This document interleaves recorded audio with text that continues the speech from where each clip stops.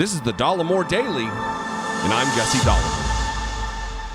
So without a doubt, the mask is off relative to MAGA world, relative to the inner workings of Donald Trump's political movement. They claim to love America, and they tout the Constitution and we the people of the United States in order to form a more perfect union. They love this. It's all jingoistic nonsense, but a prop for them, where they literally hug and kiss the flag. It's performative. It's masturbatory patriotism. Fake patriotism. That's what it is. I've said it before. I'll continue to say it. And there is no better example of this than these two clips I'm getting ready to play from Don Jr.'s show yesterday with Stephen Miller, the architect of many of the most dehumanizing violations of human rights that took place during the Trump administration, Stephen Miller. And I saw one of these clips online, and then I went and I found the whole episode, watched it, and there's actually a second element to this clip that is, for me, more bananas than the first. But first, it is Don Jr. just letting the mask just fall off while he's sniffing and seems to have some drainage issues. Drainage,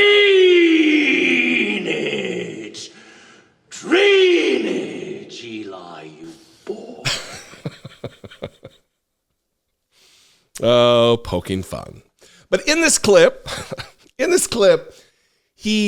they are lamenting the fact that their machinations for power are being obstructed by the Constitution and some people's adherence to that Constitution. Remember, masturbatory patriotism. This is fake patriotism. Watch this clip with Stephen Miller and Don Jr. We'll talk about it. You know, I've been watching it now. Listen, you've been on the front lines of this since you got in the Trump administration. I mean, we've been doing this since 2015 together. Right. But if people still don't quite get it, what would be some of the examples that you could use to drive home? Because it is shocking to me that I still see people that are like, no, Don, but the Constitution says, like, oh, that's great. I agree with you, but you're right. If we were playing the same game, we're not playing the same game. Right. In fact, they use that against us. That is actually, the left understands our greatest weakness to be our refusal to get into these kinds of tit for tat, legal, political, and other fights. In other words, they think that our obsession with being the go along and get along conservative, unwilling to fill in the blank, impeach or subpoena or arrest or sue or do anything else like that will be our downfall. That's what they're betting on. They're betting on the fact that they will appoint attorneys general who will systematically dismantle conservatives, and then we'll appoint attorneys general who will just endlessly lecture us on why they can't do anything. That's what they're betting on. That's what their assumption is. And so that's a hell of a thing to say for someone who purports himself to be an adherent of, loyal to the Constitution of the United States, and to someone who, I think, in his White House job, certainly swore an oath to protect and defend the Constitution of the United States against all enemies, foreign and domestic. I would think that would be the case when you enter into federal service.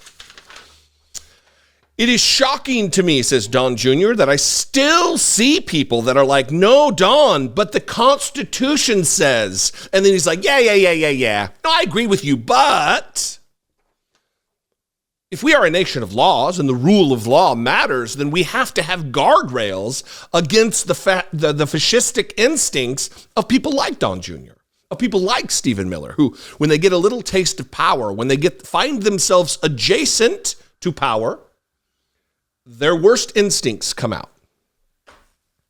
Whether that be caging children, separating families. Some of the children that were separated during Donald Trump's regime were never returned to their parents because there was no record keeping, wasn't a thing.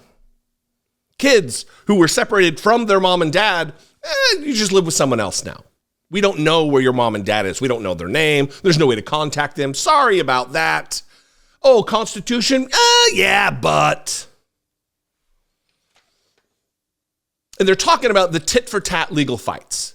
That, yeah, well, listen, all the rules are off now. We're not restricted by the Constitution anymore. We'll do whatever it takes to win. Because when he's talking about the tit-for-tat legal, he's talking about the rule of law there.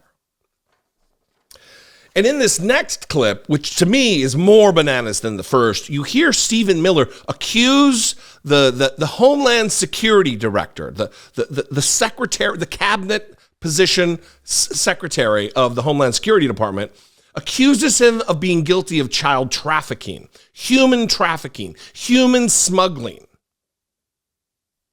Literally guilty of the crime, and then says he's leading the invasion into our country. Watch this.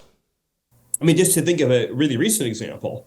So the Secretary of Homeland Security, Alejandro Mayorkas, is guilty of, by any definition, human trafficking, human smuggling, child endangerment, violation of dozens of different federal laws and statutes. And so Marjorie Taylor Greene forced a vote on impeachment. And 8 Republicans voted no, which was enough to kill the impeachment. And they all had different reasons and explanations. But most of them were basically some version of, well, in my opinion, the founding fathers really didn't think that impeachment should apply in this case or that case or anything else. Again, these sort of ridiculous classroom theory philosophizing, rather than living in the real world and saying, this man is destroying the country. The only remedy available to you is impeachment. DOJ is not going to arrest him, right? Joe Biden's here through at least through 2024. The only remedy is impeachment. And you're sitting there trying to rationalize, well, I think if I interpret Federalist Paper 67 this way, I think that it really doesn't apply to this exact circumstance because he's the leader of the invasion into this country. Yeah. And you're not even willing to send articles of impeachment over to the Senate to have a trial. Yeah. That is the conservative mindset that has brought us to the shameful point that we're in right now, where we've lost corporations, we've lost the law schools, we've lost the legal credentialing bodies like the Bar Association, we've lost almost every single important institution in this country because of our laissez-faire attitude against a political opponent that is absolutely ruthless. Alejandro Mayorkas, by any definition, he says, by any definition, is guilty of human trafficking, human smuggling, child endangerment, violation of dozens of different federal laws and statutes.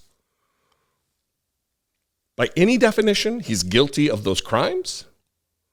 Well, then he should be arrested. He should be charged. He should go to prison for the remainder of his life. But he's not guilty of those things.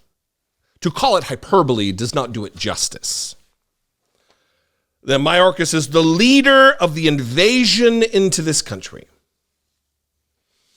Impeachment isn't a weapon to be used for your political gain.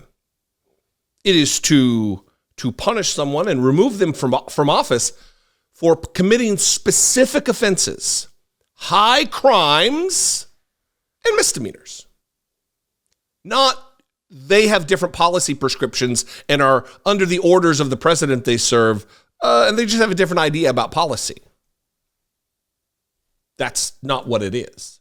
It is for bribery, high crimes, misdemeanors, things like trying to extort a foreign leader.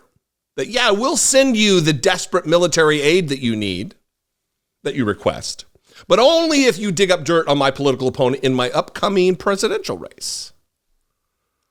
Things like inciting an insurrection, a mob, and dispatching them to the United States Capitol to overthrow the United States government by way of overturning a free and fair, settled American election in which you lost. Things like that. Not a difference of opinion on policy. Not abiding within the framework of the law relative to immigration and allowing people to seek asylum in this country, which is in the law. They're not breaking the law by coming in to seek asylum. But that's an invasion. The brown menace at the southern border. This is white nationalism trash is what this is. And they are openly jettisoning any loyalty or adherence to the Constitution with their stupid mouths. They're admitting it for the world to see. And if it was just the president's dopey, allegedly coked out son, it would be one thing. Oh, the drainage. Drainage! But it's not just the ex-president's dopey, allegedly coked out son. It's the architect, a high-ranking official in the previous administration, Stephen Miller, who has white Christian nationalist machinations written all over him, carrying water for dangerous separatists and maniacs. What do you think? I'd love to know. You can call, leave me a voicemail, 714-576-4054. You can email me, daily@dollemore.com. You can leave a comment below. If I'm your flavor of political commentator, if I bring you value on a day-to-day or video-by-video basis, please consider supporting my work. You can hit the join button, become a channel member for $2 a month. You can hit the super thanks button, or you can go over to patreon.com/IDoubtItPodcast. All those are great ways to help support my work. But most importantly, make sure you're subscribed, like, and comment, and share this video with someone who needs the information. I will see you next time. Until then, be genuine. Take care of one another.